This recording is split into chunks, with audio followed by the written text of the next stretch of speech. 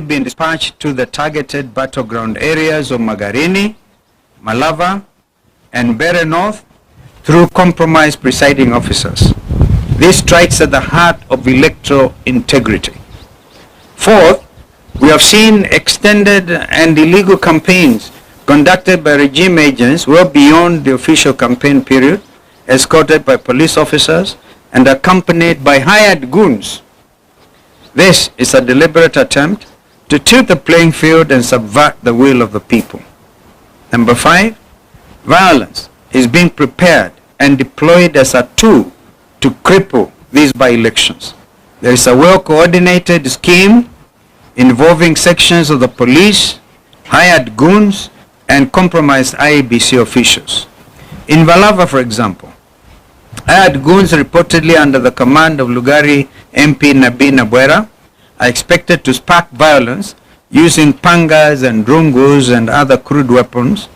They are to be protected by police, including a special team which has already been dispatched from Nairobi and we are monitoring their movements, the infamous Subaru unit. Once voting is disrupted, compromised IEBC ballots, compromised IEBC officers and clerks are expected to use that chaos to stuff ballots. We saw this pattern during the Gen Z protests, where police did not stop goons, but actually enabled them. We have again seen police in Narok and Kabuchai captured on camera moving goons and distributing funds. This is a betrayal of the oath to protect. Finally, ladies and gentlemen, as we stated on November 20th, there is a deliberate plan to misuse mobile phones in polling stations in ways that violate the secrecy of the ballot. The response from IEBC has been weak and insufficient, with the junior officer in Magarini giving a half-hearted explanation to an issue that demands the full attention of the chairperson and indeed the entire commission. Their silence deepens our concern about the integrity of this institution at this critical moment. The IEBC, by failing to address the genuine concerns raised by the opposition and the media, and by neglecting to put in place the necessary remedial measures, continues to cast a long shadow over its own independence. This new commission now stands accused, not by us alone, but by its actions of presiding over a process whose credibility grows more questionable by the day. A democratic, free and fair election cannot be built on silence, on evasion or selective action. It must be anchored on justice. We therefore demand that the IEBC rises to the moment and A, confronts and overcomes the challenges facing this by-election. This is the first true test of the new commission. They must either overcome these challenges or be overcome by them, squandering the little trust Kenyans still hold. The commission must assure all Kenyans that it is not entangled with broad-based masters. B, to our supporters across the country, come out in large numbers and vote for all united opposition candidates. Remain peaceful, but also remain vigilant. Document every irregularity and promptly report every form of electoral malpractice witnessed in your constituencies or in your wards. To our agents, you have been prepared for this day. Confirm that all ballot boxes are empty before voting begins. And check even any possibility of open windows where things could have been brought in and sneaked in. Do not abandon your stations until polling is fully concluded. Report every incident, from attempted inducements to photo taking inside booths to any form of voter harassment by police in uniform or in plain clothes. To the media, election observers and civil society organizations, please maintain maximum vigilance at all polling stations. Shine the light where others attempt to hide the truth. Expose every malpractice. This is what is expected of us as citizens of this country, that we have to dig in for democracy. E, the desperation of this regime is obvious to all. They are hanging by a thread. The writing is on the wall. The die is indeed cast.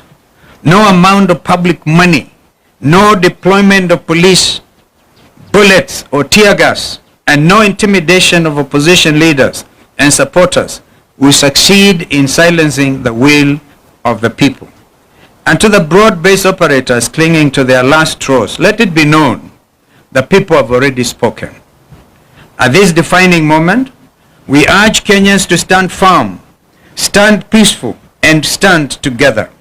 Let us prove once again that no force, however desperate, can overcome a united and a determined people. The will of Kenyans is sacred. It cannot be bought, it cannot be bullied, or indeed it can never be broken. Tomorrow, let us vote with courage, guide the vote with vigilance, and move forward with faith, knowing that the truth may be delayed, but it cannot surely be denied. May God bless Kenya and all of us. My colleagues may want to add, but to do that aspect I talked about, the 820,000 ballots already printed.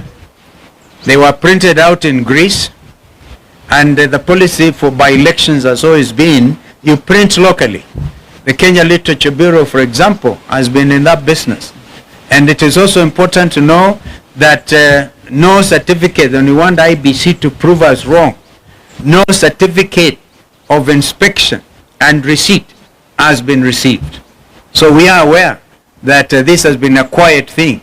And as we speak, Mr. Marijan is on the ground in Bere to try to make sure that what is already been planning, as we said the other day when my colleagues were out on the field, last Thursday in particular, we did point out that Marijan is under instructions of the former commissioner, Professor Guli, who is William Ruto's political advisor on matters to do with IEBC.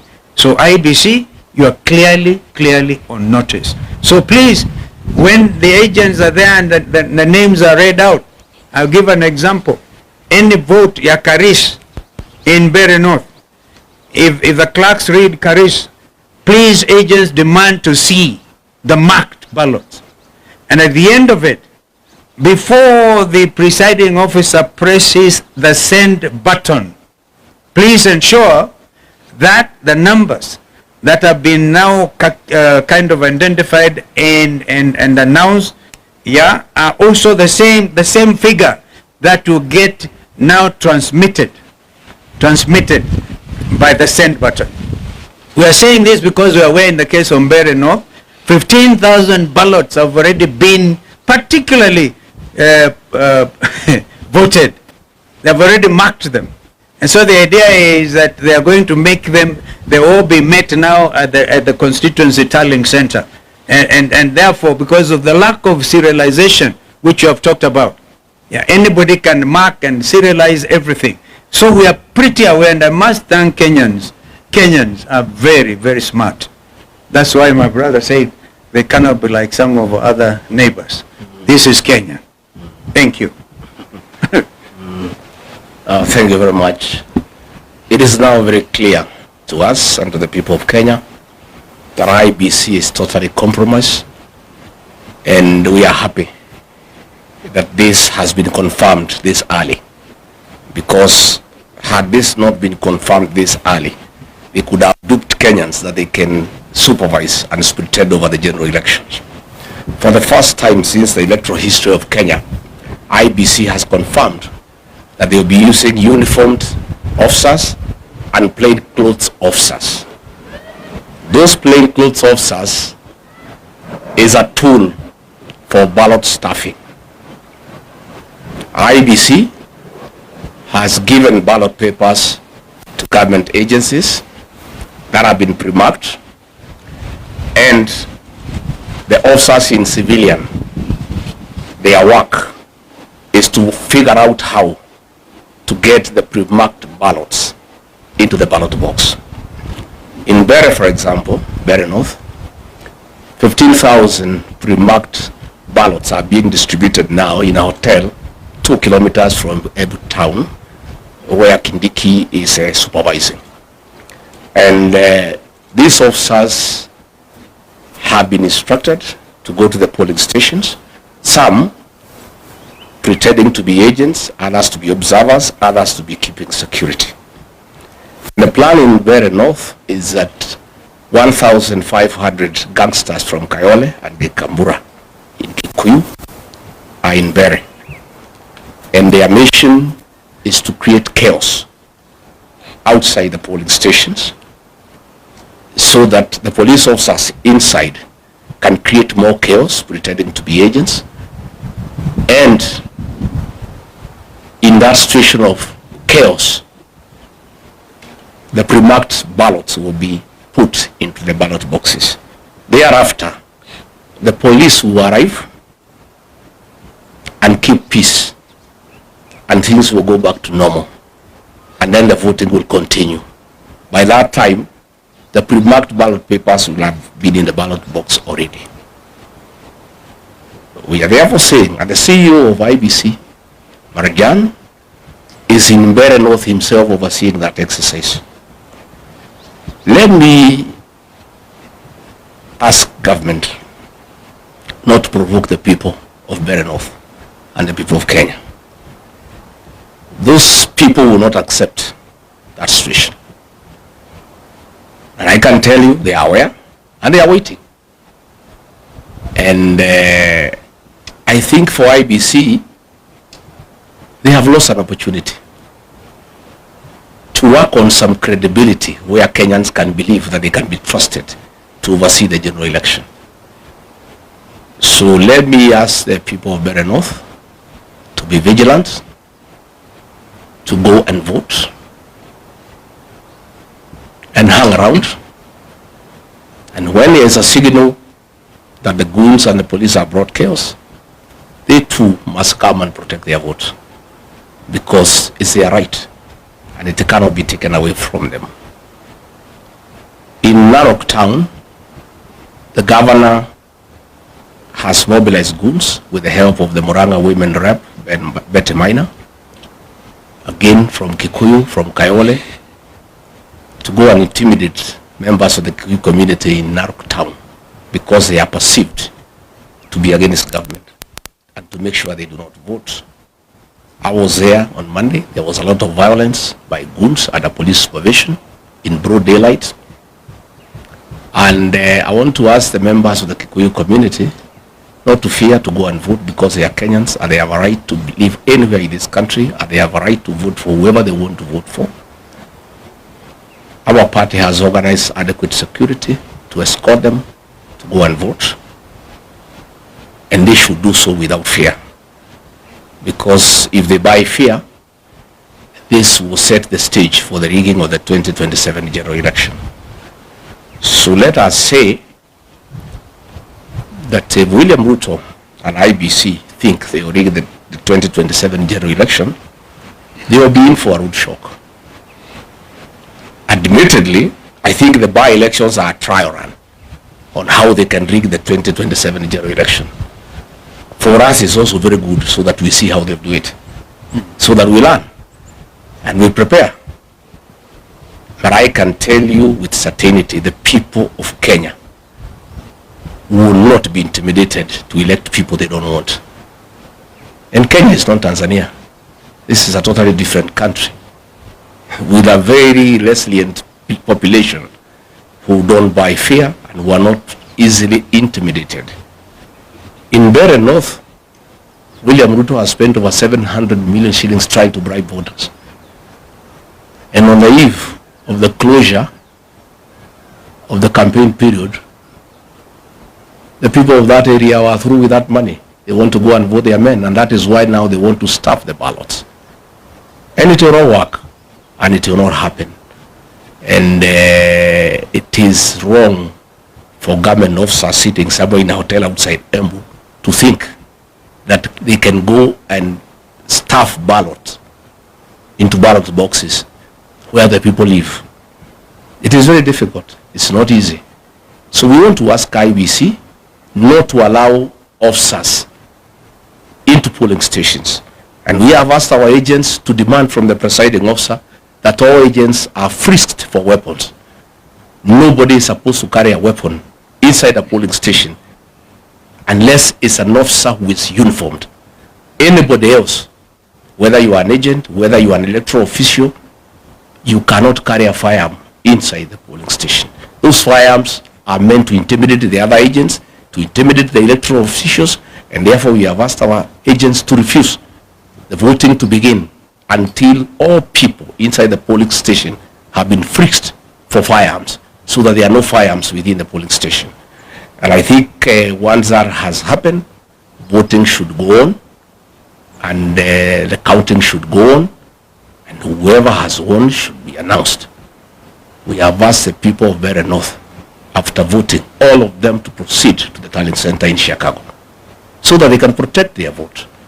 Because we cannot agree a few police officers organized by government to intimidate an entire population. It is not acceptable, it cannot happen. But the most annoying thing is that IEBC has a guts to print ballots and give them to government. It's so sad. And they expect anybody to believe they can carry out a free and fair general election. They are going to set this country on fire. If those ballots are introduced tomorrow across the country successfully, because Kenyans will know, because the agents will be there, the police will use force, those activities will be recorded, and it comes to the attention of the people of Kenya that IEBC with the government want to introduce ballot papers that are pre-marked. Kenyans will be ready. And it will not be easy. And they will set this country on very, very, very serious tension for the next 2 years.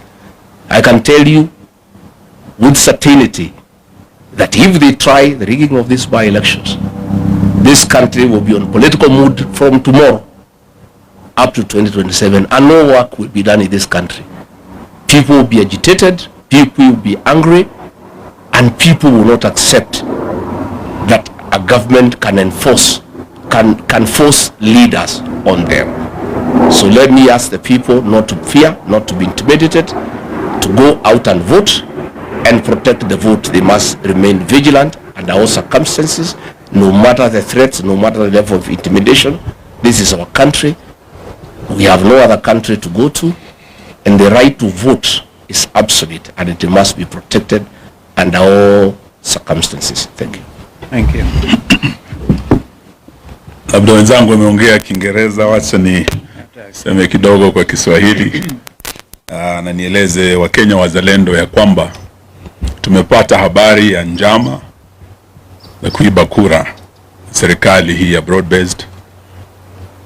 Njama hii imetekelezwa kupitia IEBC commissioners wenyewe, polisi wa Kenya, na kuna wahuni ambao tayari wametayarishwa. Wamepelekwa kule Mbere, wamepelekwa Magarini, wamepelekwa Malava kule Kakamega. Na njama hii ni kwamba hawa wahuni wataanzisha fujo wakiwa chini ya ulinzi wa polisi, na polisi wataingilia kati kujifanya ni kama wanatuliza na waweze kusimamisha upigaji kura katika sehemu hizi tatu ambazo serikali tayari dalili imeonyesha watashindwa. Wanataka kugeuza uamuzi wa wananchi.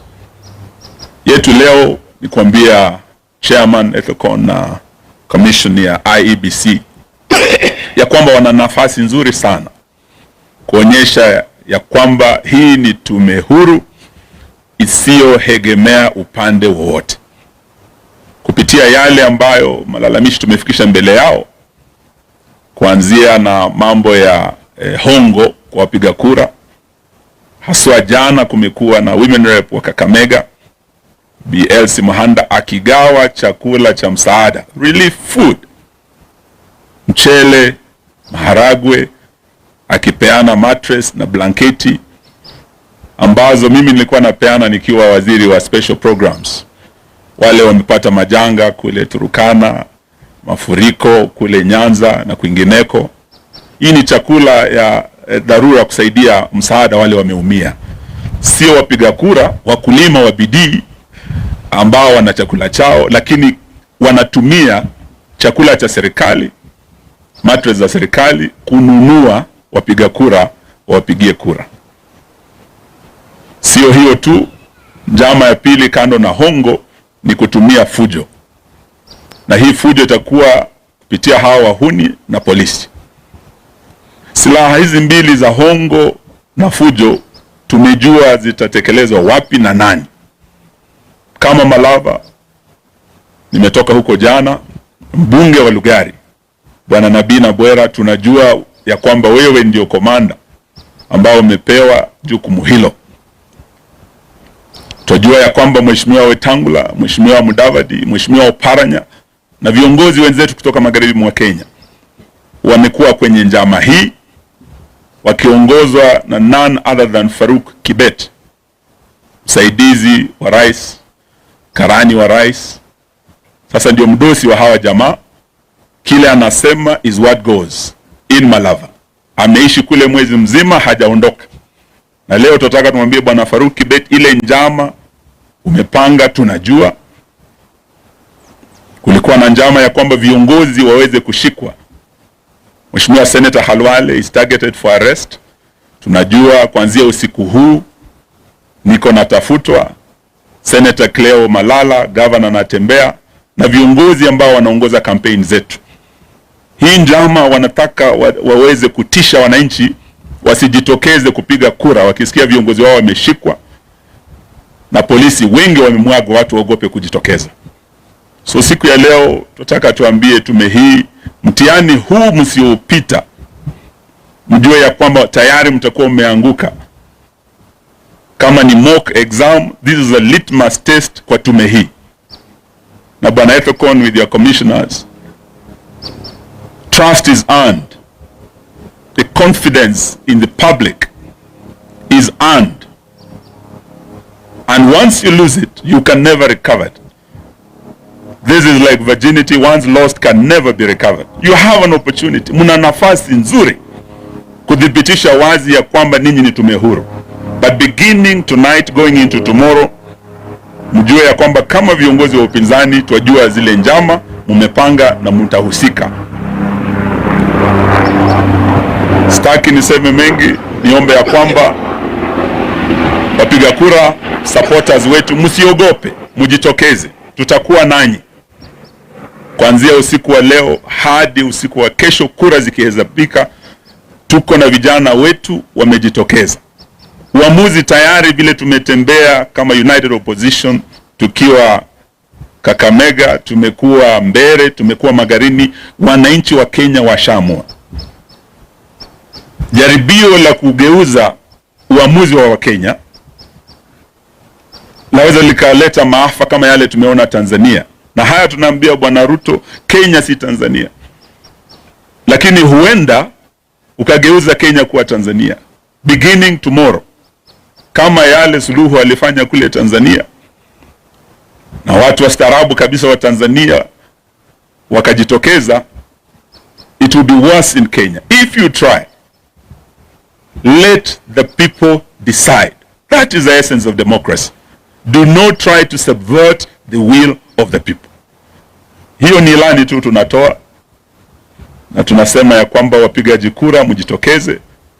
Ile fujo tumeona pale Kabuchai, nimekuwa na Mheshimiwa Gachagua kule Narok, ile fujo tuliona pale. It is very clear that this commission has been compromised, but you have 24 hours to prove yourselves. Asanteni sana. That's 1 minute. Yeah, sure. I forgot one thing. We have credible information as part of the strategy in case they don't succeed during the day to introduce the pre-marked ballots.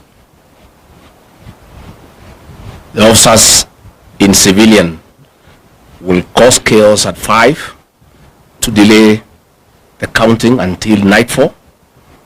And once it's dark, the PS for energy, Alex Wachira, has confirmed to everybody that there will be power blackout in all these areas so that it creates the best environment for chaos and for getting the pre-marked ballots into the ballot box.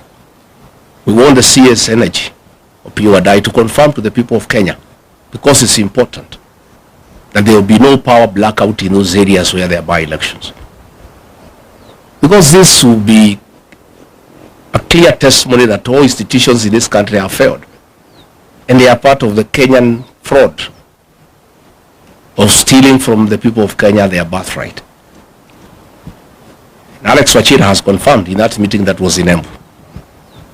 And what I must tell these government people is that the police force is as dissatisfied as the rest of Kenyans. That police force is divided right in the middle. All those things, they are being planned, they are being relayed to us in real time. Because these are also parents. Their pay slips have been raided. The police, they are complaining. Share deductions, housing levy. They are equally discontented. Most of presiding officers who have been approached, their teachers, they are very discontented. So all those things you are planning using government might is in public knowledge, and it will be relayed as it comes. So we are also asking the media finally, please keep an eye on the happenings tomorrow. Have your teams everywhere. You have a responsibility. This is your country, to inform the people of Kenya what is going on. Because once these things are exposed, it's a deterrent. So please let the media help the people of Kenya by having live coverage of all these by-elections so that people of Kenya can see what's going on. And you are lucky that we have given you an update of what is happening and what to expect. So also carry rubber shoes. Because the goons, I'm sure, they have instructions to descend on you. I don't want to scare you, but because I'm a truthful man, it's just to tell you the truth. Because I know they'll want to intimidate the media, to grab your cameras. So please carry your rubber shoes and also have a few of your own guys. They don't have to be goons to cover you up. So that your camera is safe and you are safe too. Indeed. And please take care of yourself. So when I was in Narok, I was well prepared with a helmet. Because I had adverse information. I've told you the police force is divided right in the middle. It's the police who are calling me. Tunakungoja wewe na utapigwa mawe, utapigwa risasi, so utafuta bulletproof vest uweke na uchunge kichwa yako ndio wana target. So nilikuwa na helmet ile bulletproof because I had prior information. No? So even you, I'm giving you a head start. So mujue. Si mtajitayarisha pia. Your job is as risky as ours. Maybe one more thing before, kama kuna maswali pengine, lakini kabla hiyo, we must of course put on record our condemnation in the strongest terms possible of this state-sponsored violence in Kapuchai, in Narok. We saw some feeble attempt by IEBC in Kasipul to do something, and they have been silent on these other things. A real time attempt, and by the way, these were scheduled political rally campaigns within the framework, and you can imagine what would have happened to Governor Mutembei out there. And by the way, he was supposed to have been around as well, but I think his party leader has spoken. Why would Murkomen want to issue a statement kusema they have withdrawn the security of leaders at this time? Ati wanachunguza. Sasa wanachunguza what is pretty obvious, that the opposition rally in Kapuchai, and of course under the arrangements of Mheshimiwa Kalasinga, whose home was raided.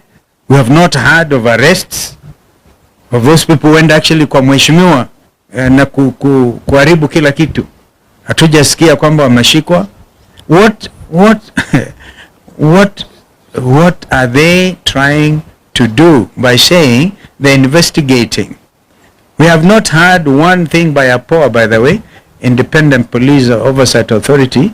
Even when people were stoned in Murang'a that time, peaceful things. People went all the way to police headquarters to IPOA, make a presentation. We never had them come back. Please, Kenyans who are in those positions, know that tomorrow you may want to get things done the way we want them done. Because you will be on the receiving end, God forbid.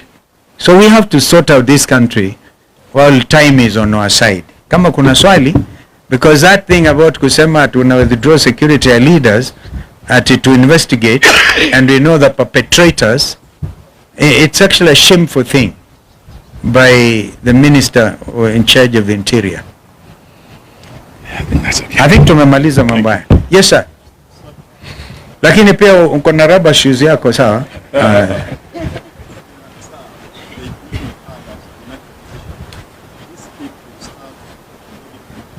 Yeah. We think it can, by the way, we have flagged out those places. But nothing, you remember I talked about 820,000 printed ballots. All right? And each of them is supposed to have a serial number. I wanted to look at that statement. Si ndio nakwambia, ndio najaribu kukujibu kwamba angalia hiyo statement tena, that there is no serialization of those ballots. Wanaanza, we have got this from real time, by the way, on people who are everywhere, some in Kasipul, all right? That inarukwa serial number, therefore giving, I think those are the numbers zile zimerukwa ndizo wanataka kutumia waweke ballot stuffing, alafu waonyeshe ndizo hizo. Kama wanavyosema ndugu Rigiji kwamba ikifika saa 11 usiku, saa 1 jioni wanazima mataa na kuintroduce those ballots. That's why we are saying the agents for united opposition wawe macho from 5 o'clock in the morning to make sure the ballot papers are completely empty, to make sure hakuna mtu anaingia pale mwenye silaha, to make sure hakuna mtu agent waangalie kama kuna watu wanaenda kupiga picha kwa secret, to avoid the secrecy of the ballot. Waangalie hiyo yote, wawe macho na wasilale kwa kituo mpaka mambo yajulikane. So that's including what I said. That's absolutely vital, because if the presiding officers under instructions of Marjan are able to press the send button to the constituency tallying center, kwa mfano, or to the ward tallying center, what that will mean is that number may be different from ile imehesabiwa 1 2 3 4. Karisa amepata hii. What is your name, sir? Koenga naye amepata hizi. Sasa inaenda kitu tofauti. So the whole thing is the agents, and we have told our agents to be thorough. Lazima tukomeshe wizi wa kura Kenya hii. I think for Kapchai, and we are talking about Kisa East, the main target is actually Malava and Western. Yeah. What we do know, the way Rigiji has said, 15,000 pre-marked are headed to Bere North. For Malava, we have 10,000. We are aware they have sent 10,000 pre-marked ballots to Malava. And there are specific areas where tonight they're being dispatched. And once they start the violence, the police come in, there's disruption. There are presiding officers who have already been put in the loop, been compromised with that mission of making sure 10,000 ballots that are not for Malava people, that are pre-marked elsewhere, transported into Malava, are stuffed into those ballot boxes. So these we are aware, and 10,000 have also gone to Magarini. Obviously, you can see Bere North is the highest target, 15,000. But we are aware, and we took a match. Our agents wakae macho. Na wale ambao watahusika kuleta fujo, for Malava we are aware, na Binabwera, ndugu yangu Musalia, ndugu yangu Weta, ndugu yangu Oparanya, we have already lost a life in Kabuchai. There was a death because there was shooting, police bullets, live bullets were used in Kabuchai. There's already bloodshed in Kabuchai, Koitangula. We wouldn't want that to happen again tomorrow or this night. The blood will be on the hands of those who are in charge of that violence, and we know them. Asante sana. We monitored even the movement Yes. from Thika. Hizi za Mbere zilianza somewhere in Thika, alafu zikapelekwa kwa DCC office in Mbere. Tunajua, we are monitoring, and the Kenyans themselves telling us what is actually happening. Thank you. Asanteni sana. Thank you. Mubarikiwe. Sitasimama maovu yakitawala.